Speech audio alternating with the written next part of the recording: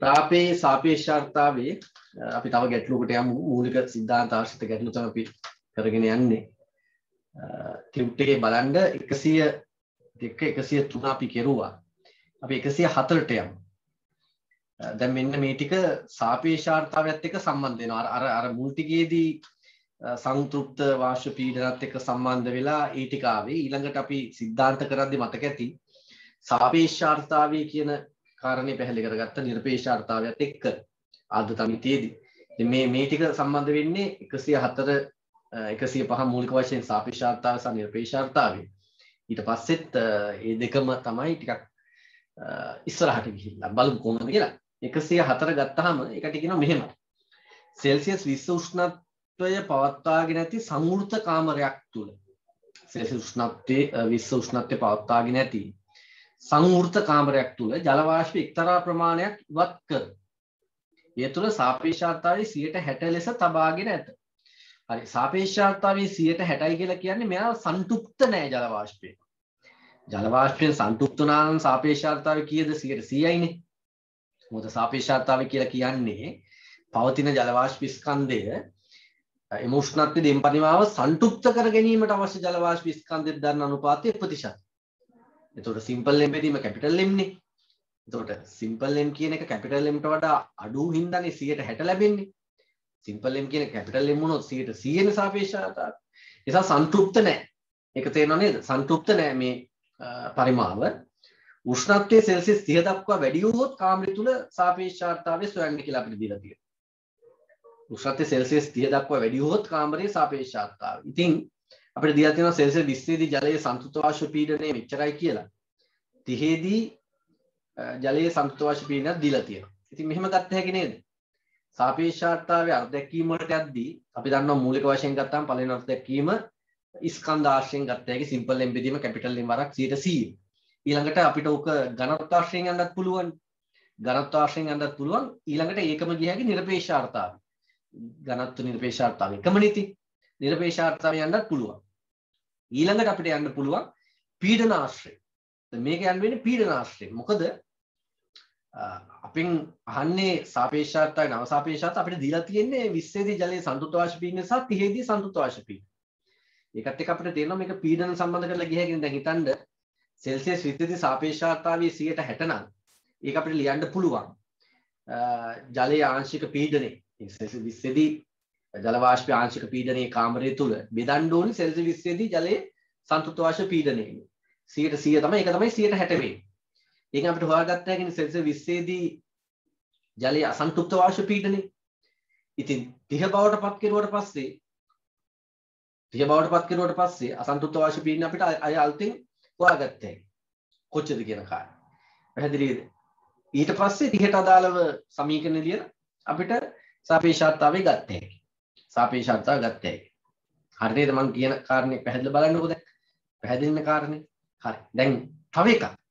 දැන් ළමයි කියයි සෙල්සියස් 20 සිට සෙල්සියස් 30 දක්වා යද්දී ඔය ජල වාෂ්පය සන්තුෂ්ත වෙයිද කියන කතාව. ඔය ජල වාෂ්පය සන්තුෂ්ත වෙයිද කියන එක. මොකද ඔය ගැටිය ගැන හිතන්න. සෙල්සියස් 20 සිට සෙල්සියස් 30ට යද්දී ජල වාෂ්ප සන්තුෂ්ත තත්ත්වයට එයිද? නැහැ.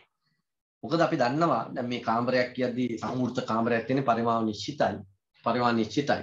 උෂ්ණත්වය වැඩි කරගෙන යන්නේ. උෂ්ණත්වය වැඩි කරගෙන යද්දී අපි දන්නවා සාපේක්ෂතාවයේ මොකද වෙන්නේ? වැඩි වෙනවද අඩු වෙනවද? අඩු වෙනවා. පැහැදිලිද? අඩු වෙනවා. මොකද පවතින ජල වාෂ්ප ස්කන්ධයේ හැමමයි අර සන්තුෂ්ත කර ගැනීමට අවශ්‍ය ජල වාෂ්ප ස්කන්ධය වැඩි වෙන උෂ්ණත්වය වැඩි කරද්දී නේ. ඒක හිතන්නකො පොඩ්ඩක්. දැන් උෂ්ණත්වය අඩු කරගෙන යද්දී තුෂාරාංකයටත් එන්නේ අවසානයේදී සන්තුෂ්ත වෙලා. එහෙනම් උෂ්ණත්වය වැඩි කරගෙන යද්දී අපි පැහැදිලි කරගත්තා උෂ්ණත්වය වැඩි කරගෙන යද්දී සන්තුෂ්ත කර ගැනීමට අවශ්‍ය ජල වාෂ්ප ස්කන්ධය වැඩි. අර වැඩිපුර ජලය දාන්න ඕනේ.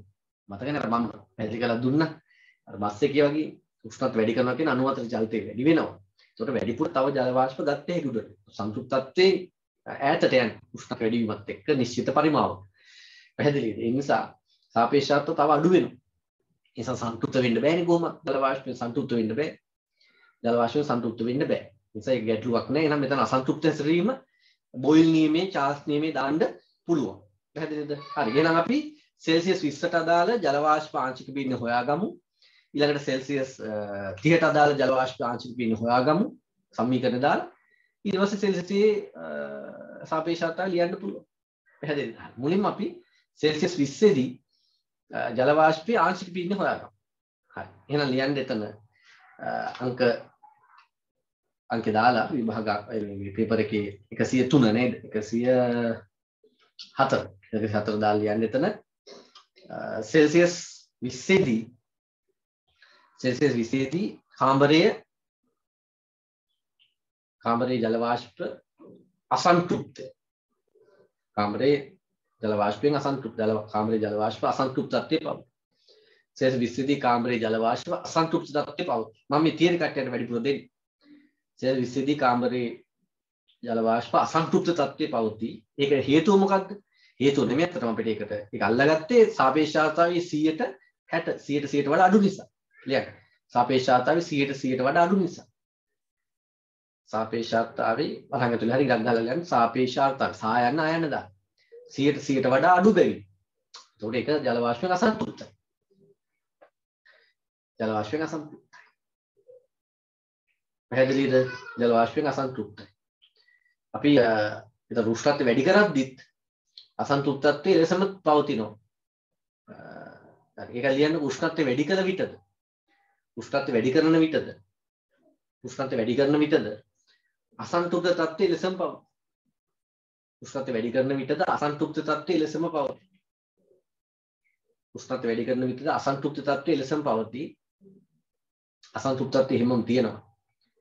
අපි දන්නවා සාපේක්ෂතාවයත් මොකද වෙන්නේ? සාපේක්ෂතාවයත් අඩු වෙනවා කියලා ලියන්න. සාපේක්ෂතාවයද අඩු වෙයි. ඒවත් පැහැදිලි කරගත්තා. සාපේක්ෂතාවත් අඩු වෙනවා කියලා කාරණා. සාපේක්ෂතාවත් අඩු වෙනවා. අසන්තෘප්තත්වයේ පවතී. හරි. එහෙනම් අපි මුලින්ම සෙල්සියස් 20 ගත්තොත් එහෙම මේ බලන්න.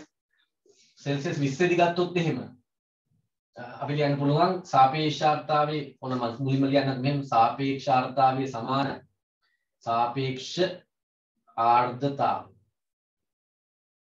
සමානයි කාමර උෂ්ණත්වයේදී ජල වාෂ්පයේ ආංශික පීඩනය බෙදීම संतृप्त කාමර උෂ්ණත්වයේදී संतृप्त ජල වාෂ්ප පීඩනය වරක් 100%.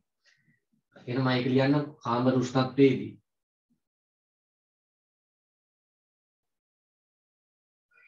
මාත්‍රික ලියන්න යන්න කාමර උෂ්ණත්වයේදී ජල වාෂ්ප ආංශික පීඩනය මාත්‍රික ලියන්න ආංශික පීඩනය බෙදීම කාමර උෂ්ණත්වයේ ජල වාෂ්ප ආංශික පීඩනය බෙදීම කාමර උෂ්ණත්වයේදී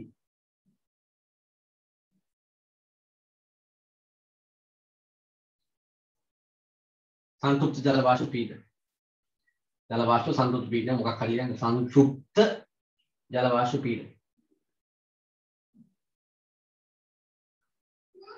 වරක් 100% නේද 100% මේක හරිනේ එහෙනම් අපි සෙල්සියස් 20 සැලකුවොත් එහෙම සෙල්සියස් 20 දී අපි මේක සැලකුවොත් එහෙම ඒකට දීලා තියෙනවා 160යි කියන්නේ 160යි මෙහෙම 160 ලියන්න බෑ එහෙම නැත්නම් 60 මෙහෙම ප්‍රසත් ලැබුණත් එක්කම 160යි මම කැමති මේකට අපේ කාර්ය ශක්ති ක්ෂමතාවයේදී 160යි එහෙනම් කාමර උෂ්ණත්වයේ ජල වාෂ්ප ආංශික පීඩනය අපි ඒක ගමු P මොන එකයි කියලා ගමු P1යි බෙදීම කාමර උෂ්ණත්වයේ සංතෘප්ත ජල වාෂ්ප පීඩනය කියන්නේ දැන් සෙල්සියස් 20 සෙල්සියස් 20 දී සංතෘප්ත ජල වාෂ්ප පීඩනය 17.5 කියලා දීලා තියෙනවා 17.5යි රසදිය මිලිමීටර කියන එක මතක තියාගන්න 100 ඕන බලන්න ප්‍රසත් ලකුණත් කැපිලා එහෙනම් P1 අපිට ලැබෙනවා P1 අපි ගමු මේකත් එක ටක් ගාලා මම සුළු කරලා දෙන්නම් මේක ලියා ගන්නකො එකක් මොන සෙල්සියස් 20 තත්ත්වය අපි ගන්න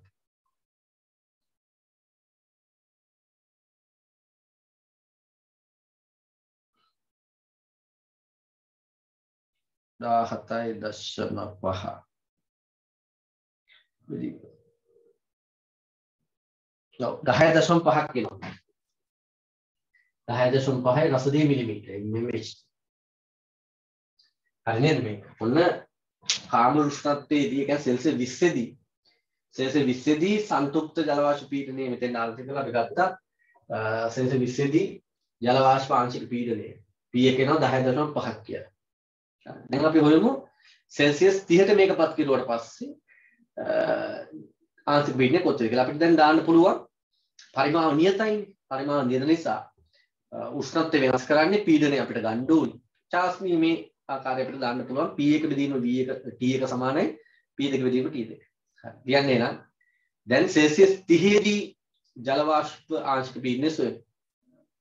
දැන් සෙල්සියස් 30ට පත් කරනවා. දැන් සෙල්සියස් 30 දී ජල වාෂ්ප ආංශික පීඩනය සොයමු. සෙල්සියස් 30 දැන් සෙල්සියස් 30 දී ජල වාෂ්ප ආංශික පීඩනය සොයමු. 20 සිට ඉඳලා 30 දක්වා අසන්තෘප්ත ඇසිරීමක් පෙන්වන්නේ ජල වාෂ්පනේ. 20 සිට 30 දක්වා අසන්තෘප්ත. ඒක අපි දැන් කිව්වනේ ඉස්සෙල්ලා. 20 ඉඳලා 30ට අසන්තෘප්තයි. සන්තෘප්ත වෙන්නේ නැහැ කිව්වනේ අපි දැන්. හරි. එහෙනම් අපි චාල්ස් නියමය ලියන්නේ.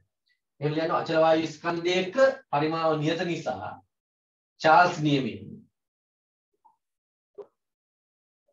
මාතක ලියන්නේ අචල වායු ස්කන්ධයක පරිමාව නියත නිසා චාල්ස් නියමයෙන් P බෙදීම T සමානයි නියතයක්. එහෙනම් ආරම්භයේදී 10.5ක ආංශික මේ ජල වාෂ්ප ආංශික පීඩනයක් තියෙන්නේ. උෂ්ණත්වය සෙල්සියස් 20යි. ඒ කියන්නේ 273යි සමානයි. ඊළඟට පීඩනය අපි ගමු P2යි කියලා. සෙල්සියස් 30 දී ජල වාෂ්ප ආංශික පීඩනය P2යි කියලා මම ගත්තා. එතන උෂ්ණත්වය 303ක් වෙනවා නේ. තව මේකට 10ක් එකතු කරන්න එපා. 20 30යි. ඔන්න අපිට ගත්ත හැකි P2 කියලා කියන්නේ සෙල්සියස් 30 දී ජල වාෂ්ප ආංශික පීඩනය. සෙල්සියස් 30 දී ජල වාෂ්ප ආංශික පීඩනය. හරි සරල. සුළු කරලා දෙන්න.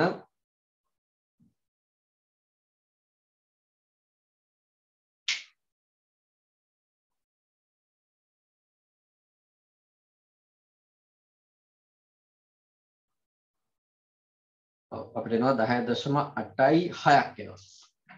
10.86යි.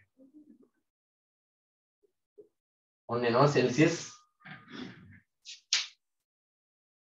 30 දී ජල වාෂ්ප ආංශික පීඩනය. හරි දැන් ඉතින් ලේසිනේ. දැන් ඊට පස්සේ අපිට ඕනේ සාපේක්ෂතාව ගන්න සෙල්සියස් 30. එහෙනම් ලියමු සෙල්සියස් 30ට අදාළව. මේ ටික හරි නේද? එහෙනම් සෙල්සියස් 30 දී සාපේක්ෂතාවය. එම නිසා සෙල්සියස් 30 දී सापेक्ष आर्द्रता දැන් ආයෙ නැවත සමීකරණ ලියන්න එපා. පිළිලා තියෙන සාපේක්ෂ ආර්ද්‍රතාවය සමාන වෙනවා සෙල්සියස් 30 දී ජල වාෂ්ප ආංශික පීඩනය. ඕන ලියුස් දෙන්න සෙල්සියස් 30 දී ජල වාෂ්ප ආංශික පීඩනය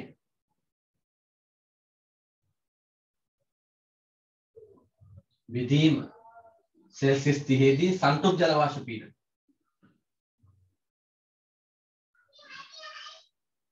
संतृप्त जल वाष्प पीडन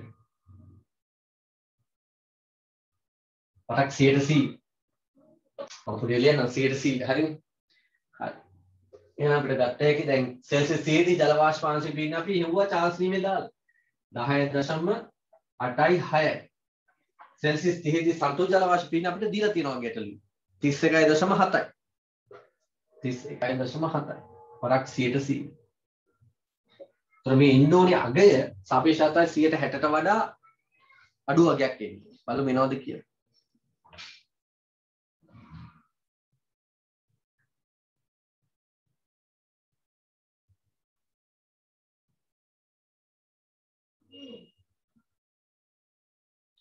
එනවා 34.26. 100ට. සාපේක්ෂතාවය 34.26ක් එනවා 100ට. හරි නේද? ඔන්න හදලා ගන්න.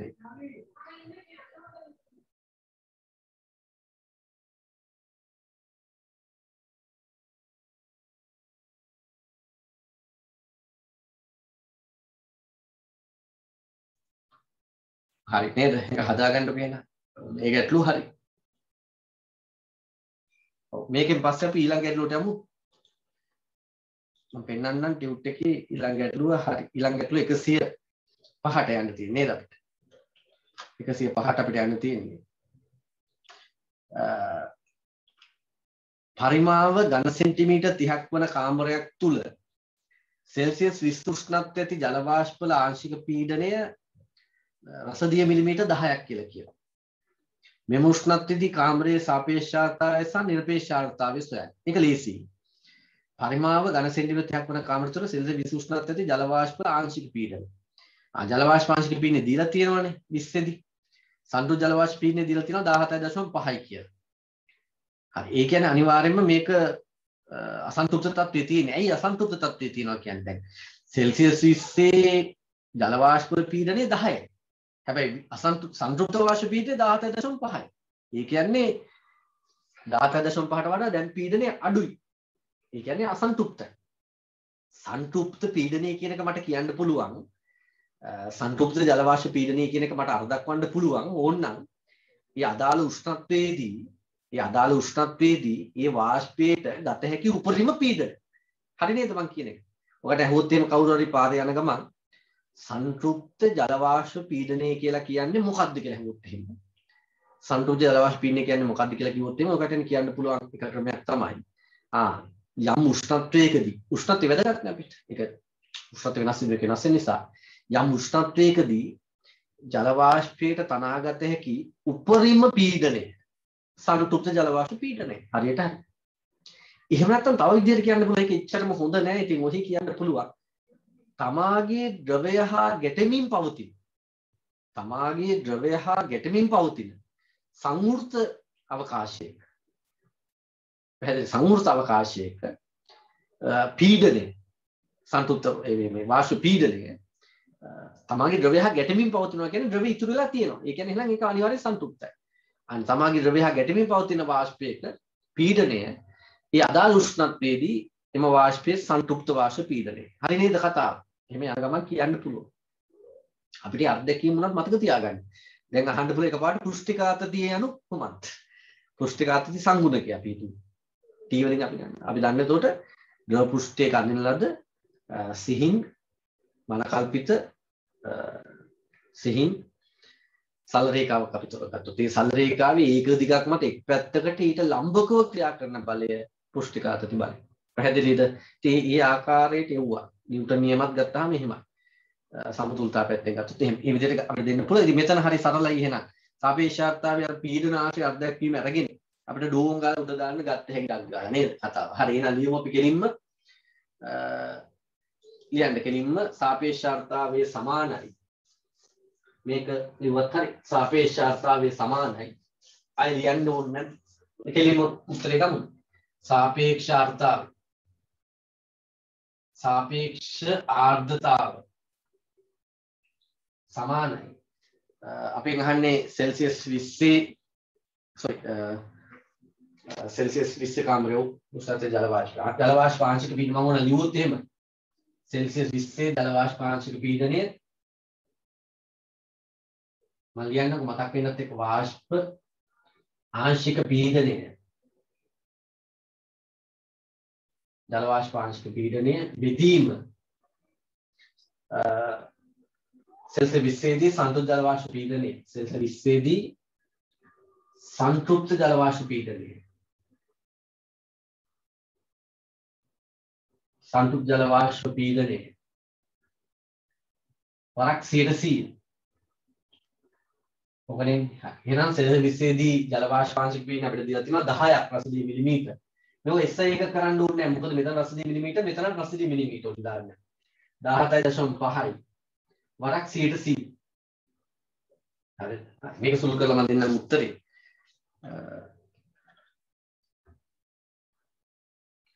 අපි ගත්තොත් එහෙම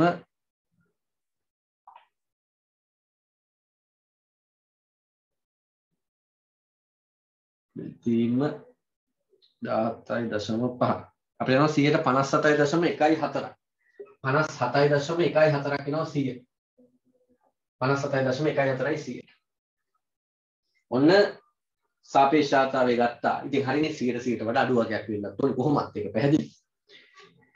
අපි ඒක ඊළඟ කොටසට ගියොත් එතන මේක හරි නේද? හරි අපි ඊළඟ කොටසට යමු. ඒකෙම අහනවා නිරපේක්ෂතාවය කොච්චරද කියලා. නිරපේක්ෂතාවය කියලා කියන්නේ ඒකක පරිමාවක පවතින ජල වාෂ්ප ස්කන්ධය. ඒකක පරිමාවක පවතින ජල වාෂ්ප ස්කන්ධය. මෙන්න මේක පොඩ්ඩක් අහගන්න හරියට.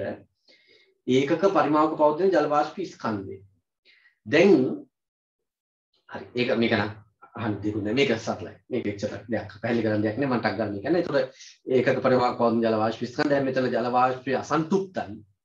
සංතෘප්ත උනත් කොහොමද කියන කතාව. ඒකත් එහෙමම තමයි. ජල වාෂ්ප අසන්තෘප්ත අපිට PV සමාන NRT දාන්න පුළුවන් ජල වාෂ්පයේ. ජල වාෂ්ප PV සමාන NRT දාන්න පුළුවන්. ඒ PV සමාන NRT එකේ තියෙන ඝනත්වය සම්බන්ධ කරලා ගන්න එකක් අපි. මේ බලන්න මේ PV සමානයි NRT කියන සමීකරණ අපි ගත්තාම ඝනත්වය සම්බන්ධ කිරුවොත් ඒ කියන්නේ නිරපේක්ෂතාවය කැපිටල් M වරක් RT ඒක දන්නෝ ඒ කට්ටිය. එහෙනම් අපිට ඝනත්වය සම්බන්ධ කරගත්ත එක මම ඒක D කියලා ගත්තොත් ඝනත්වය මේක ඝනත්වය D නේ PM බෙදීම RT මේක දැම්මනම් හරි නේද? ඔන්නෝක සම්බන්ධ කරනවා නම් හරි. ජල වාෂ්පයට අපි මේ සමීකරණය දාමු. හරි. එහෙනම් ලියන්න හරි ජල වාෂ්පයේ ජල වාෂ්පයට මේක ඕනනම් හදලා ගන්න නැත්නම් කෙලින්ම දාන්න D සමානයි PM බෙදීම RT යෙදීමෙන් ජල වාෂ්පයට කැපිටල් D සමානයි PM බෙදීම RT යෙදීමෙන් ඔන්න බලන්න සිම්පල් D සමානයි PM බෙදීම RT යෙදීමෙන් ජල වාෂ්පය. දැන් ජල වාෂ්පයේ පීඩනය හොයාගන්න වෙනවා. දැන් මෙතන පීඩනය සෙල්සියස් 20 දී රසදීය මිලිමීටර් 10 කියලා දුන්නේ. ඒක මෙතන දාලා හරියන්නේ නැහැ. මොකද මේක රසදීය මිලිමීටර් වලින් දැම්මහම ඊට පස්සේ මෙව ඒකක අපි SI වලින් සම්බන්ධ කරනවම අවසාන උත්තරේ අපිට එන්න ඕනේ කිලෝග්‍රෑම් ඝන මීටරට කියන කතන්දරේ. එතකොට එහෙම ඉන්නේ නැහැ මෙතන රසදීය මිලිමීටර් සම්බන්ධ කිරුවොත්. ඒ නිසා අපි මේක මෙහෙම කරමු. මේක SI එක වලින් දාමු. රසදීය මිලිමීටර් SI එකක බවට පත් කරමු. මේවත් ඔක්කොම SI එකක වලින් දාමු. එහෙම නැත්නම් අපිට රසදීය කතන්දරේ අයින් කරන්න බෑ. පැහැදිලිද? රසදීය ඉතුරු වෙනවා. මිලිමීටර නම් අයින් කෙරුවත් රසදීය ඉතුරු වෙනවා. ඒ නිසා අපි මුලින්ම සෙල්සියස් 20 දී ජල වාෂ්ප ආංශික පීඩනය SI එකක වලට පත් කරගමු.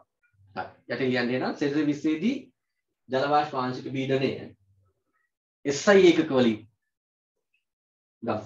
SI එකක වලින් ගත්තොත් සෙල්සියස් 20 දී ජල වාෂ්ප ආංශික පීඩනය SI එකක වලින් කියලා කියන්නේ. හරි. මොකද්ද ඔය රසදීය මිලිමීටර 10ක් කියලා කියන්නේ? මම ගිය සතියේත් අර කියලා දුන්නා මතක ඇති.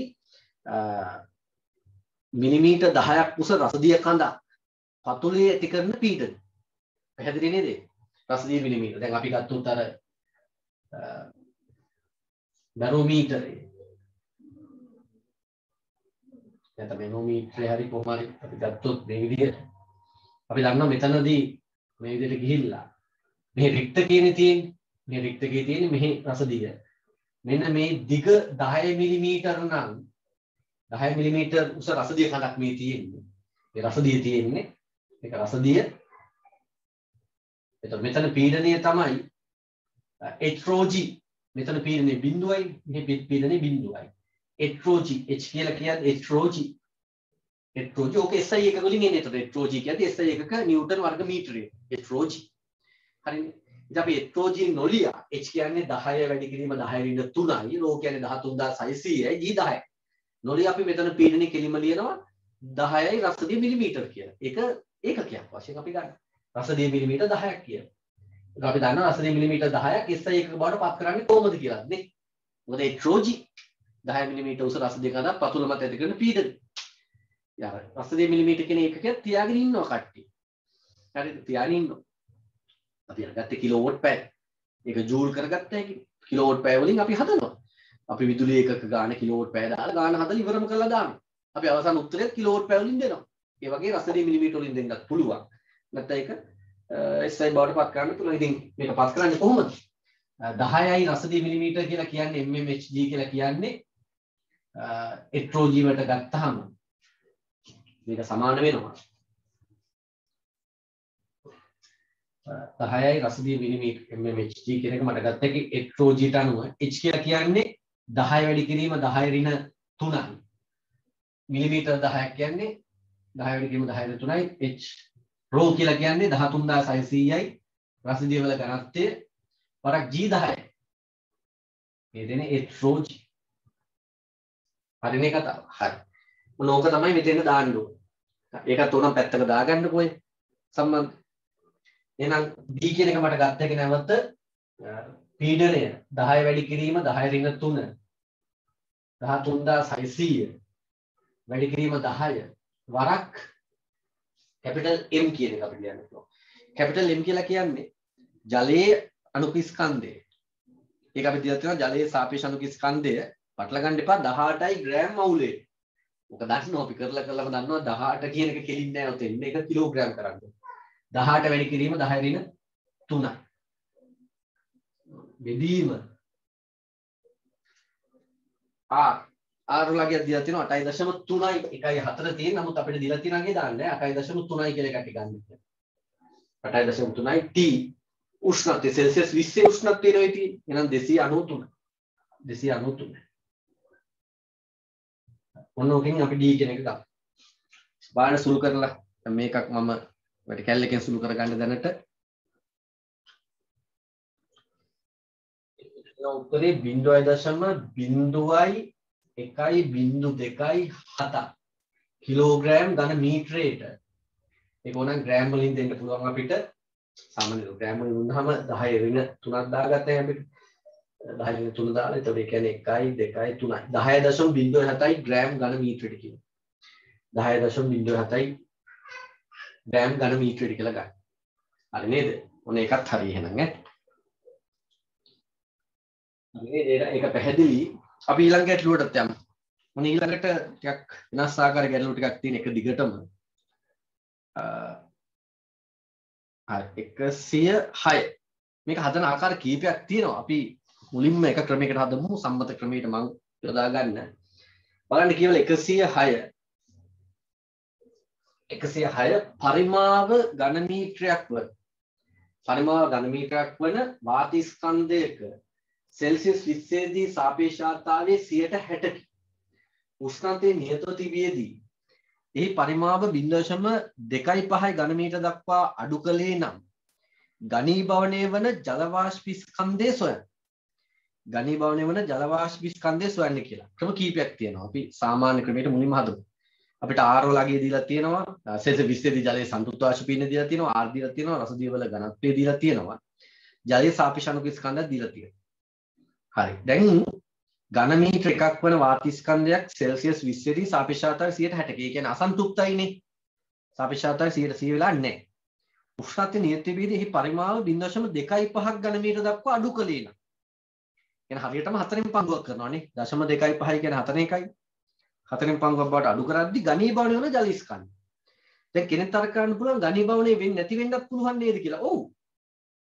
පරිමාව අඩු කළ පමණින් ඝනීභවනය වෙනවා කියලා කිව්වේ ඒ ජල වාෂ්ප. නෑ එහෙම කියන්න බෑනේ. දැන් ඝන මීටර එක තුල යම් ජල වාෂ්ප ස්කන්ධයක් තියෙනවා. අපි පරිමාව අඩු කරගෙන යද්දී ඒක සංතෘප්ත තත්වයට ලං වෙනවනේ වෙන්නේ. ලං වෙනවා වෙන්නේ. ඒතර යම් පරිමාවකට ආවට පස්සේ තමයි සංතෘප්ත වෙන්නේ. ඊට පස්සේ ඒකත් වඩා අඩු කෙරුවොත් තමයි මේ වැඩිපුර ජලය ඝනීභවනය වෙන්නේ. ඒ නිසා දැන් පරිමාව 0.25ට අඩු කෙරුවොත් පමණින් මේක ඝනීභවනය වෙනවා ජල වාෂ්ප කියලා කියන්න බෑ. සමහරට ඝනීභවනය නොවි තියෙන පුළුවන්. ඒතකොට උත්තරේ ඝනීභවනය වෙන ජල වාෂ්ප ස්කන්ධ සොයන්න බිඳුවක්. හරිද? ඝනීභවනය වෙලා නැත. හරි නේද කතා? ඉතින් නමුත් ඉතින් මේකේ මේ වගේ ප්‍රශ්නයක් අහද්දී අහන්නේ ඝනීභවනය වෙලා තියෙනවා කියන කතාවත් එක තමයි ස්කන්ධය අහන්නේ. අපිට ඕන නම් ඝනීභවනය වෙනවා කියලා පෙන්නේ නැහැ කිව්වෙත. ඝනීභවනය වෙනවා කියලා පෙන්නේ නැහැ. කොහොමද පෙන්වන්නේ? මේ බලන්නකෝ. මම මෙහෙම එක මුලින්ම ගැටෙන්න පෙන්නලා තියන්න. මම දැන් ඔය ආරම්භක අවස්ථාව පරිමාව ඝන මීටර එකක් වන අවස්ථාවේදී සෙල්සියස් 20 තියෙන ජල වාෂ්ප ආංශික පීඩනය හොයන්න මුලින්ම. පැහැදිලි ජල වාෂ්ප ආංශික පීඩනය හොයන්න. හොයලා ඊට පස්සේ පරිමාව 2.5ක් වුණාම 0.25ක් වුණාම ජල වාෂ්ප ආංශික පීඩනය හොයන්නම් ජල වාෂ්ප පීඩනය හොයන්නම් මේක සන්තුෂ්ත වෙන්නේ නැහැ කියලා හිතන. 0.25ට යද්දි සන්තුෂ්ත නොවි පවතිනවා කියලා හිතලා හොයන්න. හොයලා ඒන උත්තරෙත් එක්ක පොඩ්ඩක් හිතන්නම් බලන්න. මෙන්න මෙහෙමයි මම කරන්නේ. මේක කරගෙන යමුකෝ මාත් එක්කම. හරිද? ලියන්නකෝ මෙහෙම. මෙහෙම ලියන්නකෝ. මෙහෙම ලියන්න පරිමාව ඝන මීටර 1 සිට ඝන මීටර 1යි කියලා පරිමාව ඝන මීටර 1 සිට පරිමාව ඝන මීටර 1 සිට 0.25 ඝන මීටර දක්වා පත් කිරීමේදී 0.25 ඝන මීටර දක්වා පත් කිරීමේදී ජල වාෂ්පය සන්තුෂ්ත වේදයි මුලින්ම සොයමු. මුලින්ම සොයා බලමු. ජල වාෂ්පයේ සන්තුෂ්ත වේදයි මුලින්ම සොයා බලමු. මේක අත්‍යවශ්‍ය පේපරක් නෙමෙයි A level paper එකේ. මේකේදී ඔය කට්ටිය එළඹ පෙපිටි ගණි බර වෙලා කියලා හිතලා හදාගෙන යන්න වෙලා නැත්තම් උත්තර අතාර්ථක උත්තරේ එනවා. මොකද ගැටලුවක් නැහැ. ඒ නිසා මේක අත්‍යවශ්‍යම නෑ මෙහෙම. මොකද ඒ කට්ටිය ගණි බර වෙනවා නම් තමයි යන්නේ. නැත්තම් කෙලින්ම අහනවා ගණි බවනේ වේද නොවේද යන සොයා බලා කියලා කියනවා. ඒක ගැටලුවක් නෑ. ඒක එන විදිහට බලන්න. මට මොනවද කියන්න බෑ. ඒ කියන්නේ වැඩි විස්තර ගන්නකොත් ඕක අවුල් වෙනවා. ඝනමීටර් පරිමාව 0.2 ඝනමීටර් වන විට ජල වාෂ්පයේ සංතෘප්ත වේදයි සොයමු නේද? හරි. එහෙනම් අපි මුලින්ම සෙල්සියස් 20 දී ඝනමීටර් 1 තුල ජල වාෂ්ප ආංශික වීම හොයමු. හරි. කියන්නේ එහෙනම් ඝනමීටර් 1 සැලකුවොත් ඝනමීටර් 1 දී අපි ගත්තොත් එහෙම ඝනමීටර් 1 දී ගත්තොත් එහෙම අපිට දීලා තියෙනවානේ සාපේක්ෂතාවය 60ක් කියලා. අපි ගත්තොත් සාපේක්ෂතාවය සමානයි. සාපේක්ෂතාවය සමානයි සෙල්සියස් 20 දී ජල වාෂ්ප ආංශික පීඩනය.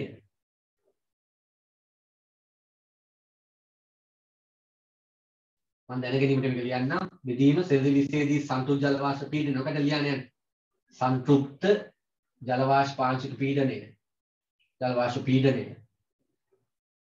වරක් 100 අපි මේකෙන් හොයමු සෙල්සියස් 20 ජල වාෂ්ප ආංශික පීඩනය 60ක් කියලා දීලා තියෙනවා. සෙල්සියස් 20 ජල වාෂ්ප ආංශික පීඩනය සෙල්සියස් 20 දී අපි P කියලා ගමු. P කියලා ගමු. P1 කියලා ගමු. සංතෘප්ත ජල වාෂ්ප පීඩනය දීලා තියෙනවා 17.5ක් කියලා. 17.5ක් වරක් 100. එතන අපිට එකෙන් P1 ගත්ත හැකි. ඉස්සලත් ගත්තේ උත්තරේමයි නේද? 10.5ක් වසදිය මිලිමීටර. හරිද? දැන් අපි හිතමු දැන් හිතනවා මං දැන් ගාණේ කියන්නේ ගණී භවන වෙන ජල ස්කන්ධය. දැන් මම හිතනවා දැන් මේ ඝන මීටර 1 සිට 0.25 දක්වා පරිමාව අඩු කරන කාලය තුල ජල වාෂ්පය අසන්තෘප්තවම පැවතිය උපකල්පනය කෙරුවොත් එහෙම පීඩනය හොයමු. එතකොට අපිට දාන්න පුළුවන්නේ අපිට බොයිල් නීමේ දැම්ම හැකිනේ උෂ්ණත්වය නියත විතරනේ. බොයිල් නීමේ දාලා අපි හොයමු.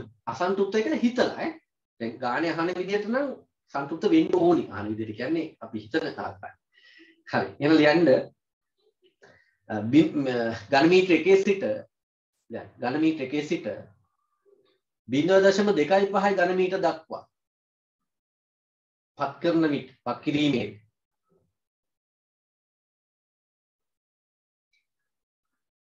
ඝන මීටර 1 සිට 0.25 ඝන මීටර දක්වා පත් කිරීමේදී ජල වාෂ්පය අසන්තෘප්තවම පැවතියේ නම්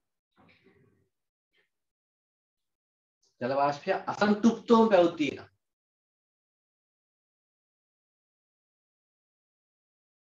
ජල වාෂ්පය අසන්තෘප්තවම පැවතියේ නම් එහි පීඩනය බලන්න දන්න P2 සොයමු. ජල වාෂ්පය අසන්තෘප්තවම වැඩ කෙරුවා නම් අපි අසන්තෘප්තව වැඩ කෙරුවා නම් පීඩනය හොයමු බලන්න. අසන්තෘප්තවම පැවතියේ නම් නව පීඩනය P2 සොයමු. නව පීඩනය නැත්නම් එහි පීඩනය වරයන්ද P2 කියලා දාන්න. පීඩනය සොයමු බොයිල් නීමේ ලියමු කෙලින්. අසන්තෘප්තව පැවතියේ නම් බොයිල් නීමෙන් අතර වායු ස්කන්ධයක උෂ්ණත්වය නියත විතරනේ. PV සමාන නියතයක්. බොයිල් නීමෙන් PV සමානයි නියතයක්.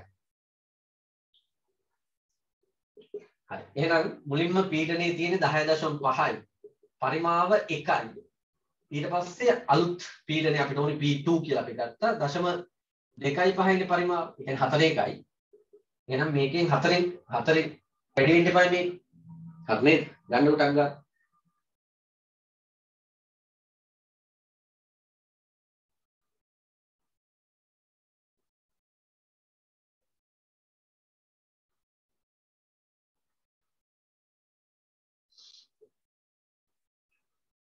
හරිද මේක? දැන් 42ක් එනවා.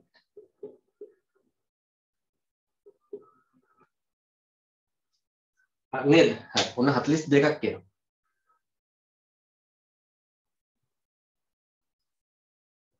මේ බලන්නකෝ දැන් කතන්දරේ. මේක හරිද?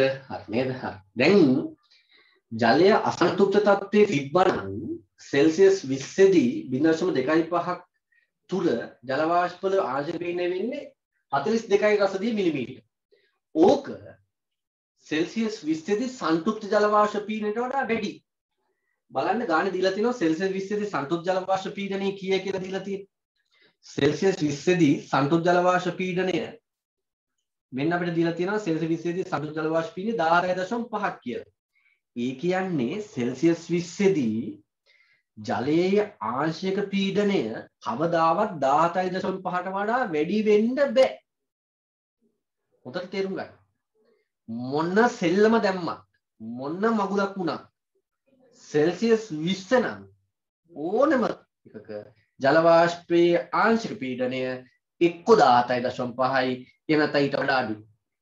සෙල්සියස් 20 මොන පරිමාවක් ගත්තත් මම කියන එක හරියද? හරි. මොන පරිමාවක් ගත්තත් ඒකයි. නමුත් දැන් බලන්න. දැන් වෙලා තියෙන්නේ කීයද? 42ක් වෙලා තියෙනවා. එහෙනම් මේක වෙන්න පුළුවන් වැඩද? මේක වෙන්න බෑ. ඒ කියන්නේ ජල වාෂ්පය 10.5 ඉඳලා පීඩනය වැඩි කරගෙන යනවා පරිමාව අඩු කරද්දී. එහෙනම් යම් පරිමාවකදී යම් තැනකදී යම් පරිමාවකදී මේක සන්තුෂ්ත වෙලා තියෙනවා. පැහැදිලිද මම කියන කතාව? සන්තුෂ්ත වෙලා තියෙනවා. එතනින් එහාට ඒ සන්තුෂ්ත තත්ත්වයේ පීඩනය හැමෝම තියෙනවා දිගට. අපි හිතුවේ සන්තුෂ්ත නොවී තියෙනවා කියලා හිතුවොත් මෙහෙම. එහෙනම් මෙහෙම වෙන්න බෑ. පැහැදිලි. ඒ කියන්නේ සන්තුෂ්ත වෙනවමයි. පැහැදිලි සන්තුෂ්ත වෙනවමයි. ඒක හරි. එහෙනම් ලියා ගන්න. එහෙනම් ලියන්න යටින්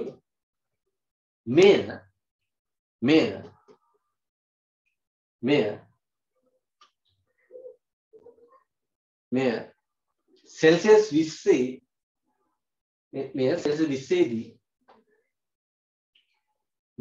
20 දී ජල වාෂ්පයකට ලබාගත හැකි මෙය සෙල්සියස් 20 දී ජල වාෂ්පයකට ලබාගත හැකි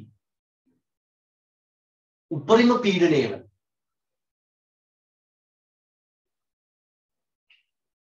මෙය සෙල්සියස් 20 දී ජල වාෂ්පයකට ලබාගත හැකි උපරිම පීඩනය වන එනම් සෙල්සියස් 20 දී උපරිම පීඩනය වන මෙය සෙල්සියස් 20 දී ජල වාෂ්පය ලබාගත හැකි උපරිම පීඩනය වන එනම් සෙල්සියස් 20 දී ජල වාෂ්පයේ එනම් සෙල්සියස් 20 දී සන්තුෂ්ත ජල වාෂ්ප පීඩනය වන එනම් සෙල්සියස් 20 දී සන්තුෂ්ත ජල වාෂ්ප පීඩනය වන එනම් සෙල්සියස් 20 දී සන්තුෂ්ත ජල වාෂ්ප පීඩනය වන 17.5 17.5යි රස දෙමිලිමීටර වඩා වැඩි. සෙල්සියස් 20 දී සන්තුෂ්ත ජල වාෂ්ප පීඩනය වන 17.5යි රස දෙමිලිමීටර වඩා වැඩි. එනම් මේ විය නොහැකි. එනම් මේ විය නොහැකි. එනම් මේ විය නොහැකි තත්ත්වය. එනම් මේ විය නොහැකි තත්ත්වයක වඩා වැඩි. මේ විය නොහැකි. මින් පෙනී යන්නේ මේ විය නොහැකි. මින් පෙනී යන්නේ පරිමාව ඝන මීටර 1 සිට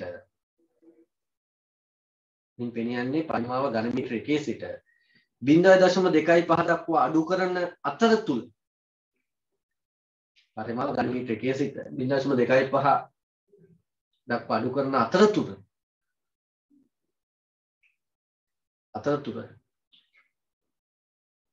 ඒ සන්තුෂ්ත වන බවයි. ඒ ජල වාෂ්පයෙන් සන්තුෂ්ත වන බවයි. ඒ ජල වාෂ්පයෙන් සන්තුෂ්ත වන බවයි.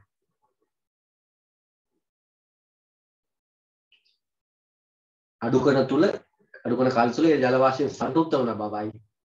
එහිදී වැඩිපුර පවතින ජලයේ ඝනීභවන වේ. වැඩිපුර පවතින ජල වාෂ්ප ඝනීභවන වේ. මෙහිදී වැඩිපුර පවතින ජල වාෂ්ප ඝනීභවන වේ. මෙහිදී වැඩිපුර පවතින ජල වාෂ්ප ඝනීභවන වේ. හරි නේද? මෙහිදී වැඩිපුර පවතින ජල වාෂ්ප ඝනීභවන වේ. එහෙනම් අපෙන් අහන්නේ ඝනීභවන වෙච්ච ජල වාෂ්ප ස්කන්ධය කොච්චරද කියලා. එහෙනම් මෙහෙම හදුමු. මෙහෙම බලන්න. අපි නම් ඝනීභවන වෙච්ච ජල වාෂ්ප ස්කන්ධය. මෙහෙම හදුමු. මුලින් මම ඝන මීටර 1 තුල පවතින ජල වාෂ්ප ස්කන්ධය හොයනවා මෙන්න මෙහෙම. මෙන්න බලන්න. මෙන්න ඝන මීටර 1 පරිමාව තුල පවතින අවස්ථාව. මොන බලන්න. මේ ඝන මීටර 1ක පරිමාව මේ ඝන මීටර 1ක ඒකෙන් ජල වාෂ්ප ස්කන්ධ අපි තුමු m1යි කියලා. එතෙන් ජල වාෂ්ප ස්කන්ධ.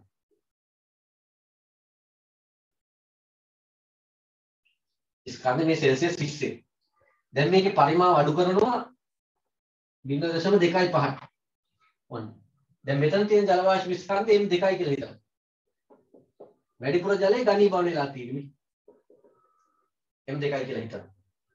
පැහැදිලිද? මෙතන m2 කියලා හිතනවා. එහෙනම් ඝනීභවන වෙලා තියෙන ජල වාෂ්ප ස්කන්ධය කීයද? m1 ඍණ m2. අසන්තුෂ්ත තත්ත්වයේදී m1ක් තිබ්බා. සන්තුෂ්ත වුණාට පස්සේ තියෙන්නේ m2යි. ඉතින් ටික තියෙන්න ඕනේ මෙතන. එහෙනම් මේ ටික තියෙන්නේ m1 ඍණ m2.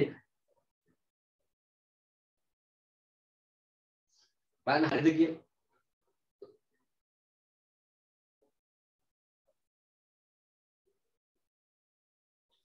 හරි නේද කතාව? හරි. m1 ඍණ m2. එහෙනම් අපිට ගන්න තියෙන්නේ m1 හොයා ගන්න ඕනේ. m1 හොයා ගන්න පුළුවන්. මෙතෙන්ට ජල වාෂ්පයට දානවා PV සමානයි nRT. මෙතන ජල වාෂ්පයට දානවා PV සමාන nRT. දැම්ම ගමන් අපිට m ගත්තේ. හරි. මෙතන එකට මොකද කරන්න කියලා මම කියලා දෙන්නම්. තව ප්‍රශ්නයක් ආවනම් ඉතින් මේ දෙක ඇඳ ගන්න ඕනේ. මෙන්න මේ රූප දෙක ඇඳ ගන්න ඕනේ.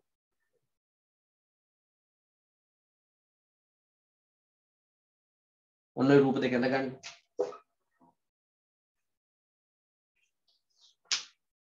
කලබලයක් නැහැ ඊට ඇඳ ගන්න.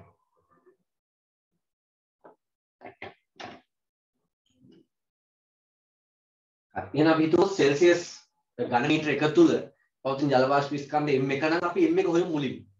ඒකේ හොයමු කියලා ඒක හරිනේ ඒක දාන්න පුළුවන් කන්නේ තේරෙනවනේ ඒක p සමාන nRT මන්. හරි ලියන්න p සමාන nRT මුලින්ම අපි සමීකරණය හදා ගන්න මේ විභාගයේදී p සමාන nRT.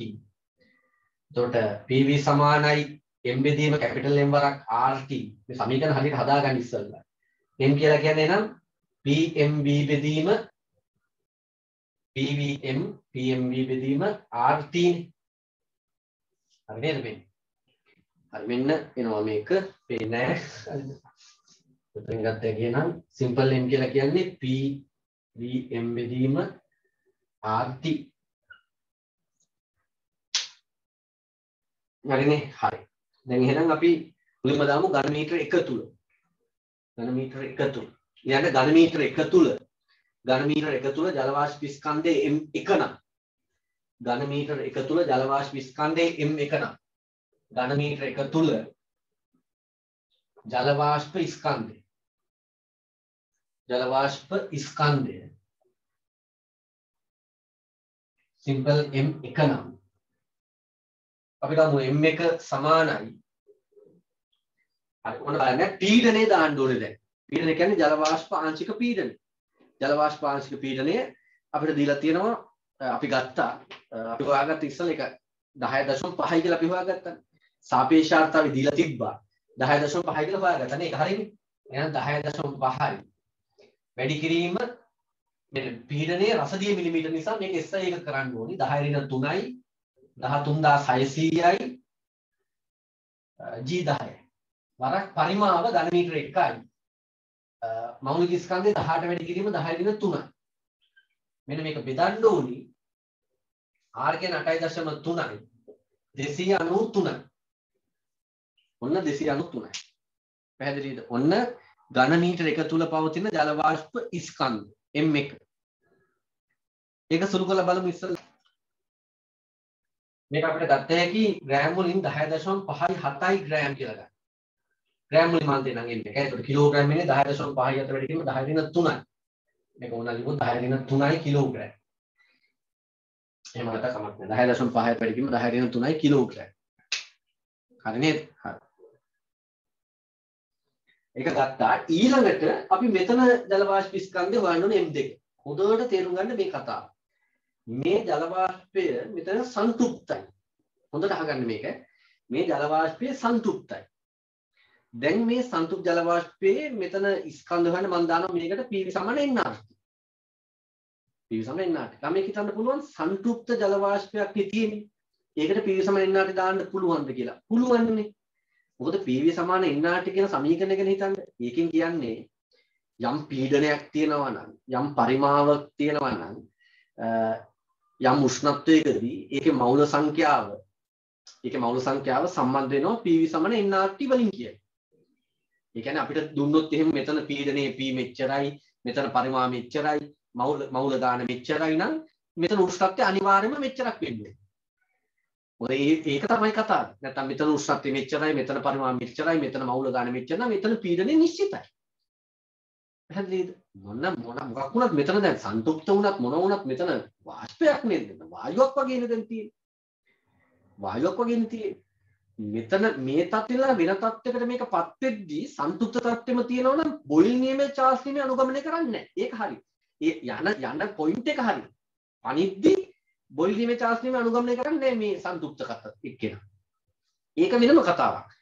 ඒ වුණාට හත් දෙනේ මෙයා සන්තුෂ්තයි. මෙයාගේ ප්‍රෙෂර් එකක් තියෙනවා, පීඩනයක්. මෙයාට පරිමාවක් තියෙනවා. මෙයාට උෂ්ණත්වයක් තියෙනවා. එහෙනම් මෙයාට අදාළ ස්කන්ධයක් තියෙනවා. ඒක ඉතින් කොහොමද එකයි. ඒ ස්කන්ධය එහෙම තියාගන්න ඕන හින්දානේ තව පරිමාව අඩු කෙරුවොත් ස්කන්ධය අඩු කරගන්න ගණීභවනේ වැඩිපුර. ඒ කියන්නේ ඒ කන්ඩිෂන් එකට අදාළව මේක තියෙන්න ඕනේ. පැහැදිලිද මං කියන්නේ? නැත්තම් ඉතින් පරිමාව අඩු කෙරුවත් මේ ස්කන්ධෙම තියෙයිද? නෑ. මොකද ඒ පරිමාවට අදාළව මේ පීඩනයෙන් මේ සන්තුෂ්ත පීඩනයෙම තියාගන්න නම් ස්කන්ධය අඩු වෙන්න ඕනේ. මොකද පිළිසම එන්නාට යනවා. තේරුණාද කතාව? ඒ නිසා මේකට පිළිසම එන්නාට දාන්න පුළුවන්. මේකට පිළිසම එන්නාට දාන්න පුළුවන්. ඉතින් මෙතන පිළිසම එන්නාට දාලා M2 හොයමු. M2 මේ නිසා හොතට තේරුම් ගන්න සන්තුෂ්ත ජල වාෂ්පයක් තිබ්බත් අසන්තුෂ්ත තිබ්බත් පිළිසම එන්නාට කියන එක වැඩ කරනවා. ඒකේ කතාවක් නේ මම කියලා තියෙනවා කලින්. ඒක කියන්න දෙයක්ුත් නෙමෙයි ඒක තේරෙන්නේ නැතුව. විතර තියෙන යම් සම්බන්ධතාවයක්. යම් සම්බන්ධතාවයක්. ඉතින් අපි හොයන්නේ සන්තුෂ්ත වාෂ්ප පීඩනයේ තියෙන අවස්ථාවක මේ පරිමාව තුල මේ උෂ්ණත්වයේදී මවුල ගන්න කොච්චරද? මවුල ගන්න ස්කන්ධය කොයි වශයෙන් හොයනවා? හරි නේද? එහෙනම් ලියන්න 0.25 ඝන මීටර පරිමාව තුල ජල වාෂ්ප ස්කන්ධය M2 නම් 0.25 ඝන මීටර පරිමාව තුල ජල වාෂ්ප ස්කන්ධයේ M2 නම් එහෙනම් M2 කෙලින්ම දාමු අපි නේද? M2 සමානයි 0.25 ඝන මීටර පරිමාව තුල ජල වාෂ්ප ස්කන්ධයේ M2 නම් දැන් මෙතන පීඩනය මොකද්ද? මෙතන පීඩනය සෙල්සියස් 20 දී සන්තුෂ්ත ජල වාෂ්ප පීඩනය. සෙල්සියස් 20 දී සන්තුෂ්ත ජල වාෂ්ප පීඩනය. මෙතන තියෙන සන්තුෂ්ත ජල වාෂ්ප M2 නම් ඕන දාන්න එතන මෙහිදී මේ පීඩනය සෙල්සියස් 20 සන්තුෂ්ත ජල වාෂ්ප පීඩනය දීලා තියෙනවා. මේ පීඩනය සෙල්සියස් 20 සන්තුෂ්ත ජල වාෂ්ප පීඩනය. එහෙනම් කෙලින්ම දාන්න 17.5යි 10 ඍණ 3යි එක්ට්‍රෝජි 13600යි. දැන් දන්නවා මේක 10යි. එතන පරිමාව 0.25යි. වැඩි කිරීම 18ට වැඩි කිරීම 10 ඍණ 3යි. බෙදීම 8.3යි. උෂ්ණත්වය 293ම තමයි. එහෙනම් අපි M2ක් ගමු. M2ක් ගමු. මෙතන 4.4යි බිඳුවක්. 4.4යි බිඳුවයි 3යි 9 එහෙම. ඒතර වැඩි කිරීම 10 ඍණ 3යි කිලෝග්‍රෑම් වල. ග්‍රෑම් ගත්තොත් 4.4යි බිඳුව. හරි නේද? එහෙනම් ඝනීභවනයේ වී ඇති ජල ස්කන්ධය අර ඉස්සලා වගේ කියන්නේ M1 10.57න් අඩු කරන්න ඕනේ 4.4යි බිඳුව. එහෙනම් ලියන්න එම නිසා ඝනීභවනයේ වී ඇති ජල ස්කන්ධය